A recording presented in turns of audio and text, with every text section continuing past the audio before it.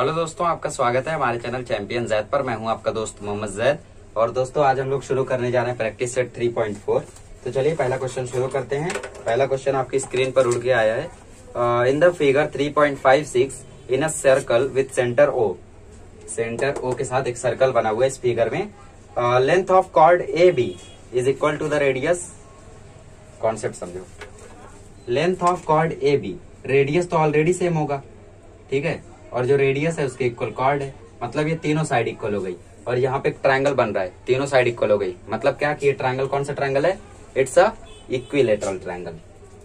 अब बोला है find the measure of each. जो बोला है फाइंड करो। पहले फाइंड करना है एंगल ए ओ बी। तो वही तो मैं बोला कि ये एक्सरसाइज, ये चैप्टर पूरा मिसलेनियस है। आपको कहाँ कहाँ के कॉन्सेप्ट यूज होंगे आप समझ नहीं पाओगे, बट समझो, ठीक है। एग्जाम में ये क्वेश्चन आपको 4 मार्क्स के आ सकते हैं। क्यों आ सकते हैं? क्योंकि इसमें एक एक क्वेश्चन में आपको 4 चीजें पूछी गई है। तो हो सकता है कि जो हॉट्स में 11 मार्क्स के हॉट्स होते हैं, ठीक है, विथ ऑप्शन वो 11 मार्क्स होता है। टोटल वो होता है 18 मार्क्स का। 18 में से 11 आपको करना रहता है, 18 मार्क्स होता है विथ ऑप्शन। तो विथ ऑप्शन में क्या होता है कि ये 4 मार्क्स का इजी सम डालते हैं और 3 मार्क्स का भी। तो हो सकता है उस 4 मार्क्स या 3 मार्क्स में ये इजी क्वेश्चन डाल दें। आपको 4 क्वेश्चन पूछ नहीं, फिगर दे दिया, चलो ए ओ बी फाइंड करो, ए सी बी फाइंड करो, ए बी फाइंड करो, ए सी बी फाइंड करो, ले जाओ 4 मार्क्स। नहीं कर पाओगे। क्यों? क्योंकि आपको अलग अलग कॉन्सेप्ट लग रहा है। तो देखो इसको कैसे करेंगे। सबसे पहला बोला है कि रेडियस कॉर्ड के इक्वल है, तो यहाँ पे लिख दो chord A B is equal to the radius of the circle. Circle के रेडियस के इक्वल है। देयरफॉर जो कॉर्ड ए बी की लेंथ होगी वो इक्वल हो जाएगी सेगमेंट ए ओ के, इक्वल टू हो जाएगी सेगमेंट ओ बी के। Therefore side A O equal to side O B equal to side A B, ठीक है, सब इक्वल हो गई। देयरफॉर इसका मतलब क्या होता है? ट्रायंगल ए ओ बी जो है वो क्या है? Is an equilateral triangle. इसका मतलब है कि जो ट्रायंगल हम लोगों को दिया गया है वो है इक्विलेटरल ट्रायंगल। और इक्विलेटरल ट्रायंगल की 3 खास बातें हैं। पहली खास बात, तीनों साइड इक्वल। दूसरी खास बात, तीनों एंगल इक्वल। तीसरी खास बात, सब एंगल 60 डिग्री। और ये कैसे आता है वो बार बार नहीं बताऊंगा, पिछले वीडियो में ऑलरेडी इसके बारे में डिस्कस कर चुका हूँ, ठीक है। तो 60 डिग्री सब होगा। तो अब हम लोग ए ओ बी हम लोगों को फाइंड करना था, सीधा मिल गया। Therefore angle A O B is equal to 60 degree. और यहाँ पे लिखोगे एंगल्स ऑफ इक्विलेटरल ट्रायंगल। चलिए, मुझे लगा काफी थोड़ा हार्ड जाएगा पहला वाला, बट ये तो तुरंत हो गया। पहला क्वेश्चन आपको इस तरीके से लिखना है। दूसरा बोला है एंगल ए सी बी, ठीक है। थोड़ा सा बोर्ड में अभी जगह बाकी है तो मैं ए सी बी यही कराता हूँ। ये 60 डिग्री मिला और जो एंगल ओ है वो उसका सेंटर है। मतलब angle A O B central angle हो गया। सेंट्रल एंगल मतलब ये भी 60 डिग्री होगा। तो ए सी बी इंस्क्राइब्ड एंगल हो गया, तो वो 30 डिग्री हो जाएगा। बस इस तरीके से करना है। देखिए कैसे करेंगे। यहाँ पे लिखेंगे angle A O B is a central angle. कौन सा एंगल है वो? वो है central angle. Therefore angle A O B will be equal to major arc A B. किसके इक्वल होगा? मेजर आर्क ए बी के इक्वल होगा। यहाँ पे लिखेंगे by the property of central angle. Property of central angle, ठीक है। चलो, प्रॉपर्टी ऑफ सेंट्रल एंगल हो गया। Therefore major arc A B equal to हो जाएगा 60 डिग्री। ये मैंने एक स्टेप हटा दिया, आपको पहले स्टेप में लिखना था 60 इज इक्वल टू दिस, और फिर ये लिखना था, ठीक है।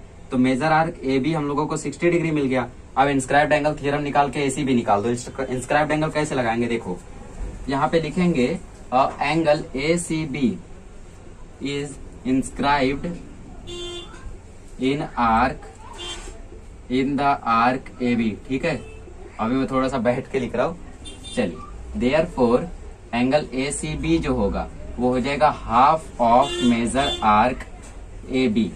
मेजर आर्क ए बी का आधा हो जाएगा, ठीक है। मेजर आर्क ए बी निकला है 60 डिग्री, तो 2 इंटू 60 ये 30 हो जाएगा कट के। तो आंसर आ गया 30 degree. Therefore angle A C B is equal to 30 degree. कितना इजी है।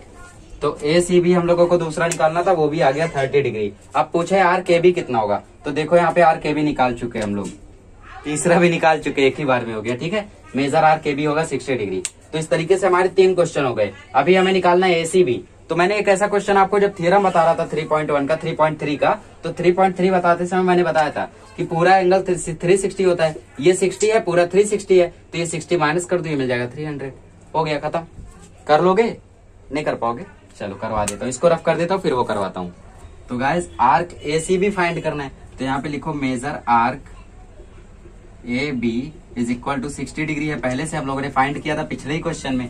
Therefore major arc A C B मतलब पूरा ये पार्ट और उसके साथ ये पार्ट प्लस मेजर आर्क, ये 13 नहीं है भाई ये बी है, major arc A B is equal to हो जाएगा 360 डिग्री। हो गया 360। अब major arc A C B हमें फाइंड करना है, इसको ऐसे ही लिखे रहने दो, और ये हो जाएगा 60 डिग्री प्लस 60 और ये लिखा है 360, तो 60 वहां जाके माइनस हो जाएगा, 360 माइनस 60 आंसर आ जाएगा 300 डिग्री। अब दोनों जगहों पर ये लिख लो major arc A C B, major arc A C B.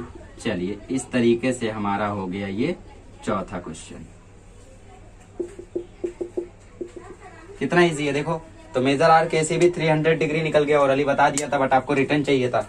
चलिए इस तरीके से हमारा पहला क्वेश्चन हो गया। सेकंड क्वेश्चन में भी 4 क्वेश्चन पूछा गया, तो उसमें भी थोड़ा टाइम लगेगा, बट डोंट वरी, उसके बाद हम लोग एकदम रफ्तार में जाएंगे और खत्म हो जाएगा। ये वीडियो 25 मिनट में हो सकता है खत्म हो, इसको लिख लीजिए। तो गाइस क्वेश्चन नंबर 3 यहाँ पे बोला है कि सेकंड है ये, सॉरी। तो इसमें बोला है, क्वेश्चन पढ़िए, स्क्रीन पर लिखा है quadrilateral P Q R is a cyclic quadrilateral, ठीक है। और साइड पी क्यू जो है वो साइड क्यू आर के कॉन्ग्रेंट है। 2 पॉइंट हो गया। तीसरे पॉइंट में बोला angle P S R 110 degree है, तो सबसे पहले फाइंड करो measure of angle P Q R. पहले फाइंड करना है measure angle P Q R. P Q R मतलब ये फाइंड करना है, पी एस आर 110 दिया है, साइक्लिक क्वाड्रिलेटरल है, साइक्लिक क्वाड्रिलेटरल की प्रॉपर्टी दोनों अपोजिट को प्लस करो तो 180 डिग्री मिलेगा, तो जस्ट माइनस कर देना, 180 सही है, तो ये 70 हो जाएगा, हो गया। चलो लिखो, ये हो जाएगा quadrilateral P Q R S is a cyclic quadrilateral,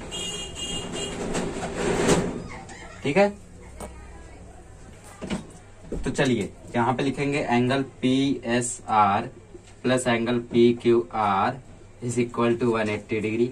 therefore यहाँ पे प्रॉपर्टी लिखेंगे sum of opposite angles of cyclic quadrilateral is 180 degree, और 180 डिग्री की जगह सप्लीमेंट्री लिखो। पी एस आर है 110 plus angle P Q R हमें फाइंड करना है, इज इक्वल टू 180 है, तो angle P Q R is equal to 180 minus 110 हो जाएगा। Therefore angle P Q R जो होगा वो हो जाएगा 70 डिग्री। So simple. अब आगे बोला measure arc P Q R कितना होगा। ये जो measure arc P Q R है ये कितना होगा, तो यहाँ पे हम लोग देखे तो ये इंस्क्राइब्ड एंगल है 110, तो ये कितना हो जाएगा, ये 220 हो जाएगा। देखो कैसे लिखेंगे, यहाँ पे लिखेंगे एंगल सेकंड वाले के लिए, angle P S R is inscribed in arc P Q R, therefore angle P S R is equal to half of major arc P Q R, ठीक है। पी एस आर हम लोगों का 110 है, ये हो गया half of major arc P Q R, हमें फाइंड करना है, तो इसको ऐसे ही लिखो। 2 को यहाँ मल्टीप्लाई कर दोगे तो हमें मिल जाएगा 220 degree, that is the measure arc P Q R की लेंथ, सॉरी उसका measurement. P Q R find करना था, वो भी हो गया, ठीक है। इस तरीके से करना है। इंस्क्राइब्ड एंगल थियरम यहाँ पे लिख दो, बाय इंस्क्राइब्ड एंगल थियरम। चलिए इस तरीके से हो गया ये भी सम। अब तीसरा पूछा है मेजर आर्क क्यू आर कितना होगा। पी क्यू आर निकाल दिया, अभी क्यू आर कितना होगा, बहुत इजी है, ये भी कर लेंगे। Major of angle P R Q कितना होगा, एंगल पी आर क्यू कितना होगा, वो अभी हम लोग आइसोसेलेस से फाइंड करेंगे, ठीक है। अगले 2 क्वेश्चन इंपॉर्टेंट है, इसको लिख लीजिए, फिर करते हैं अगला क्वेश्चन। गाइस थर्ड वाले में फाइंड करना है मेजर आर्क क्यू आर, और पहले हम लोगों को एक कंडीशन दी थी कि ये दोनों साइड इक्वल है। ये दोनों साइड नहीं है भाई, ये दोनों कॉर्ड है, ठीक है। साइड लिखो, कॉर्ड लिखो, एक ही बात है। Chord P Q congruent to chord Q R, ये हम लोग कहीं से लेकर नहीं आए, खुद से नहीं बनाए हैं, ये हम लोगों को गिवन है। ये क्या हम लोगों का गिवन है, ये करली ब्रैकेट है, ठीक है, थोड़ा ज्यादा ही करली हो जाता है मेरा, तो ये गिवन है। देयरफॉर जो आर्क पी क्यू होगा वो भी इक्वल होगा आर्क क्यू आर के ना, क्योंकि कॉर्ड इक्वल है तो आर्क भी इक्वल होगा। पिछली एक्सरसाइज में सीखा हम लोगों ने। यहाँ पे रीजन लिखेंगे congruent chord correspond to arc P Q arc Q R के कॉन्ग्रेंट हो गया, क्योंकि कॉर्ड कॉन्ग्रेंट था। तो हम लोग कैसा लिखेंगे, देखो arc P Q is equal to arc Q R is equal to X assume कर लेते हैं हम लोग, क्यों, क्योंकि दोनों इक्वल है। तो अगर मैं टोटल करूं measure arc P Q R is equal to major arc P Q plus measure arc Q R. मतलब क्या कि मेजर आर्क पी क्यू और measure arc Q R, P Q Q R दोनों को जोड़ू तो मुझे मिलेगा पी क्यू आर। इन दोनों को मुझे मिला है x plus x, P Q are मुझे मिला है पिछले ही क्वेश्चन में कितना मिला था भाई, मुझे याद नहीं आ रहा यार, 220 मिला था। ठीक है, ये हो जाएगा 220, तो 220 इज इक्वल टू हो जाएगा 2x, तो 220 अपॉन 2 इज इक्वल टू हो जाएगा x, तो x आ जाएगा 110 डिग्री। और x 110 है तो मेजर आर्क पी क्यू और क्यू आर भी x के इक्वल था, तो मेजर आर्क क्यू आर भी कितना होगा 110 होगा। Therefore major arc Q R is equal to x is equal to 110 degree. Therefore major arc Q R is equal to 110 degree. इस तरीके से था आपका थर्ड सम। ये चैप्टर आपको थोड़ा सा बोरिंग भी लगेगा हार्ड के साथ, क्यों? क्योंकि इसमें आपको बहुत ज्यादा लेखन करना है। तो गाइस फोर्थ वाले में फाइंड करना है पी आर क्यू।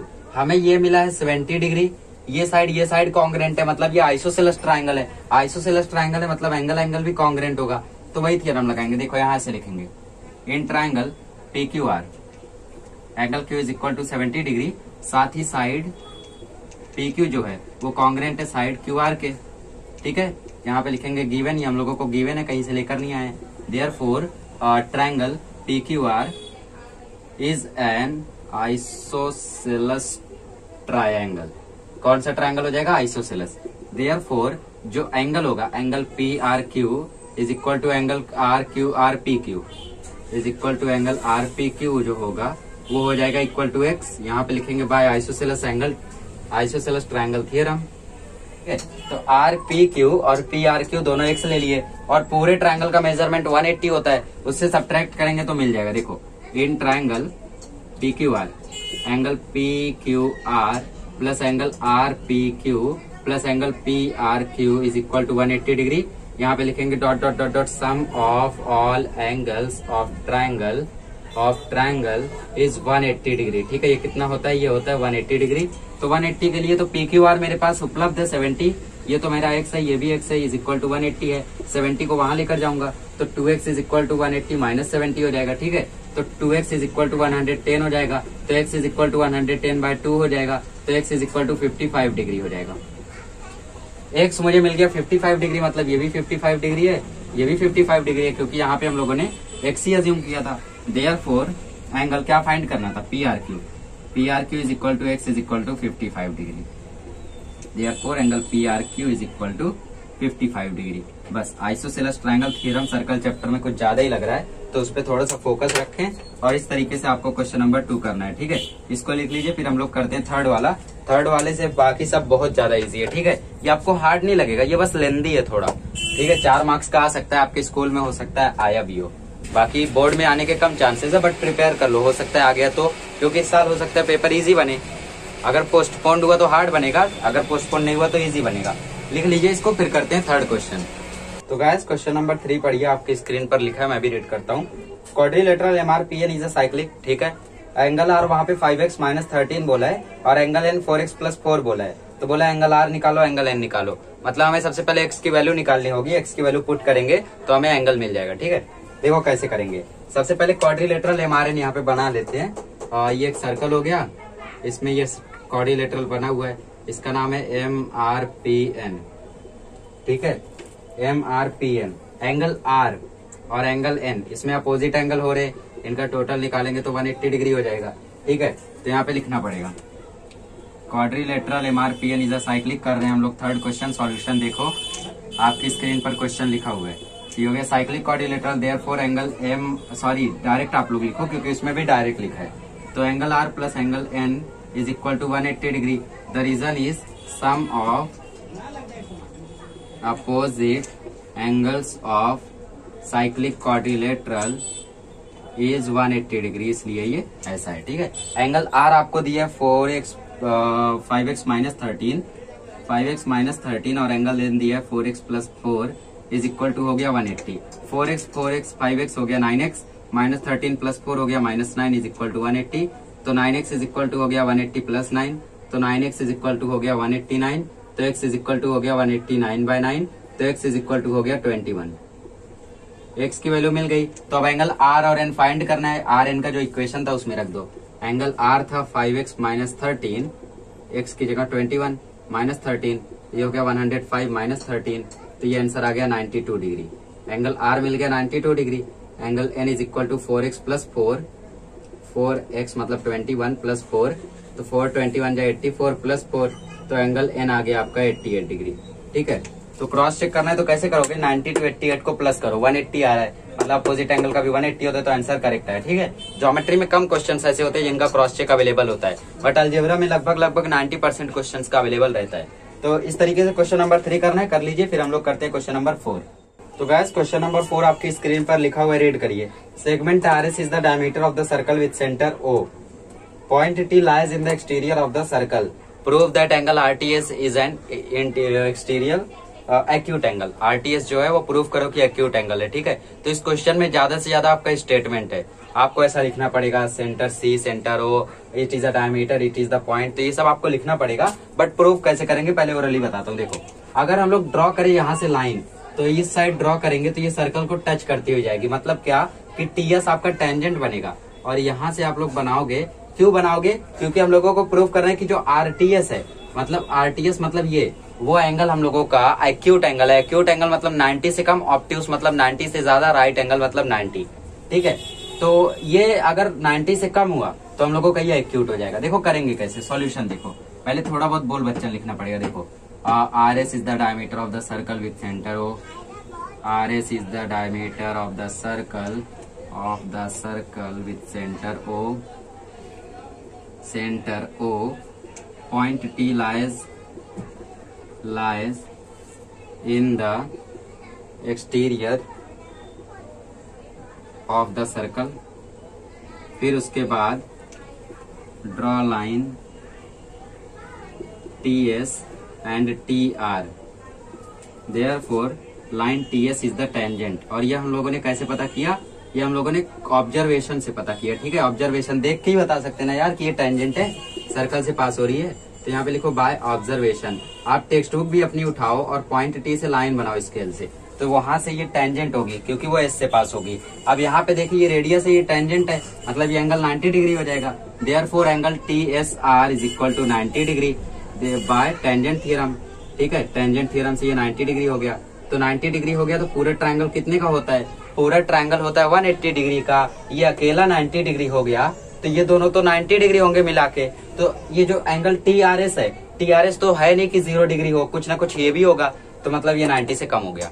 कैसे हुआ देखो, पूरा होता है 180 का आधा ऑक्यूपाई कर लिया इसने। हमें प्रूफ करना है कि जो आरटीएस है, ये जो एक्स है, ये एक्स एंगल 90 से कम है, तो ये 90 ऑलरेडी हो गया। तो angle R plus angle T जो होगा उसका टोटल 90 डिग्री आएगा। तो अब इसमें जो एंगल आर है वो 0 डिग्री तो होगा नहीं, कुछ ना कुछ ये भी है। देखो ऑब्जर्वेशन से 0 डिग्री मतलब एक सीधी लाइन मतलब 180 या 0 डिग्री, तो ये 0 डिग्री तो है नहीं क्योंकि ये ऐसी है, तो मतलब इसका भी कुछ ना कुछ मेजरमेंट होगा, देयरफॉर ये 90 से तो कम होने वाला है। ठीक है, तो यहाँ पे लिखेंगे इन ट्राइंगल TSR या TRS, angle T plus angle R plus angle S is equal to 180 degree, और एंगल S जो है वो है 90 डिग्री, तो angle T plus angle R plus 90 degree is equal to 180 degree. Angle 90 को वहां से माइनस कर दो तो 180 माइनस 90 आ जाएगा 90 डिग्री। तो angle T plus angle R हम लोगों को मिल रहा है 90 डिग्री। ठीक है, तो यहाँ पे लिखना पड़ेगा therefore the sum of angle T and angle R is 90 degree.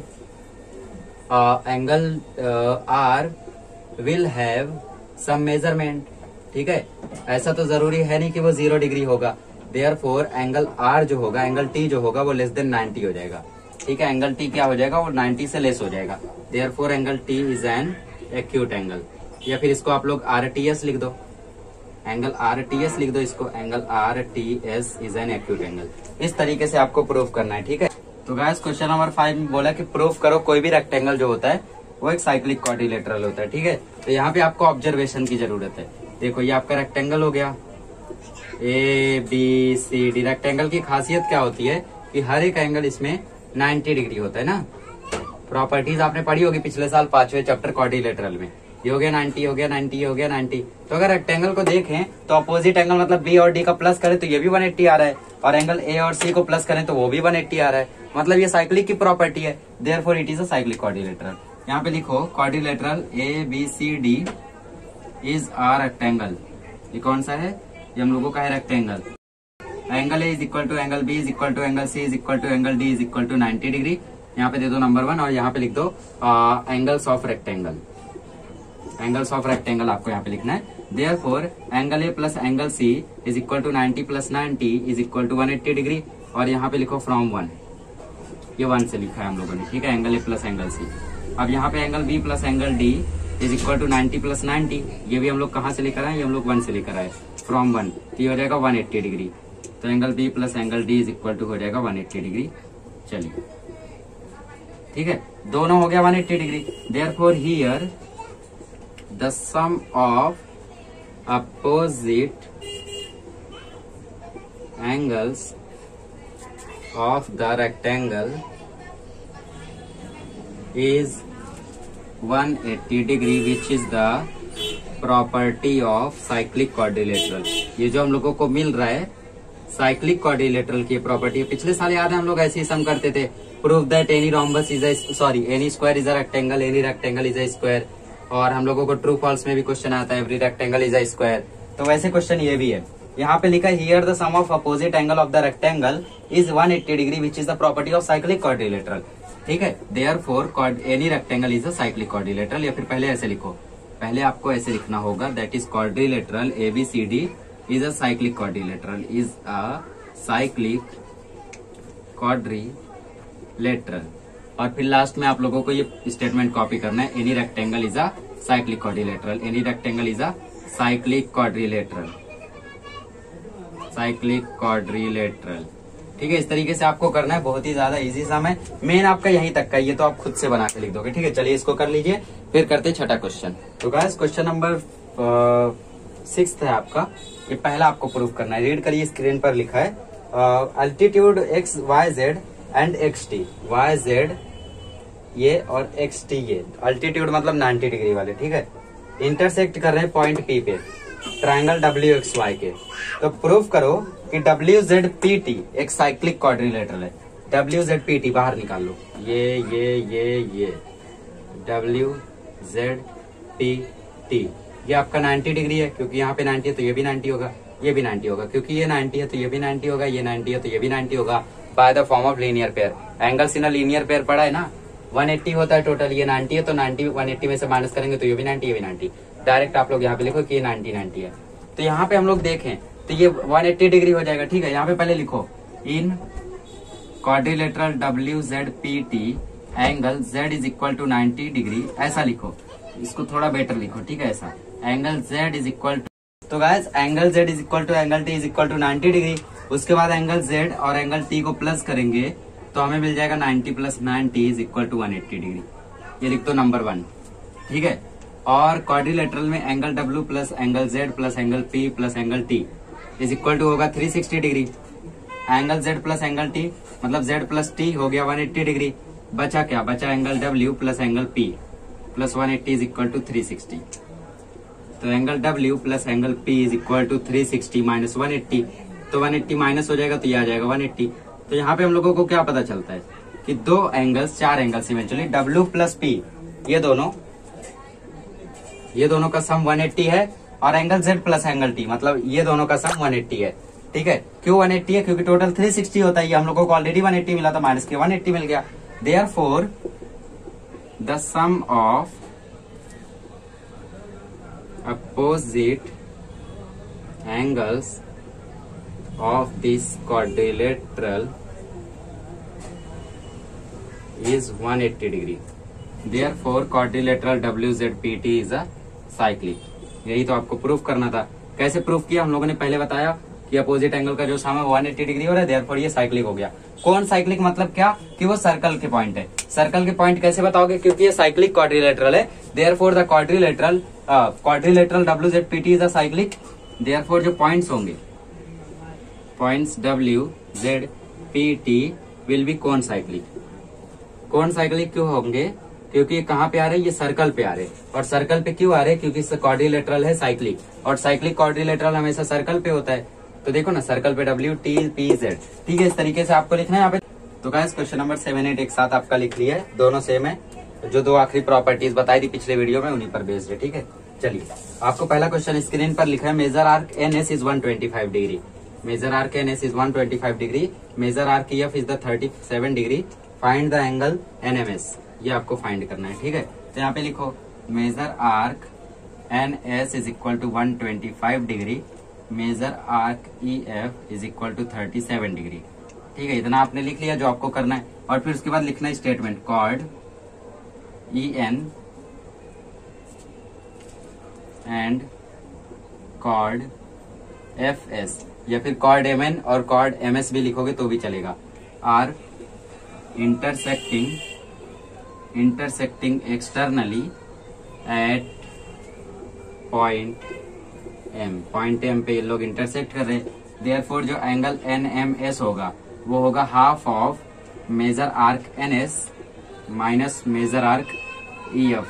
ठीक है, चलिए हाफ ये हो गया 125 माइनस 37, तो ये हो जाएगा 1/2 इंटू 88, तो 288 जा ये 44 आ जाएगा। ठीक है, therefore angle N M S आपको मिल जाएगा 44 डिग्री। सिंपल, कितना इजी था।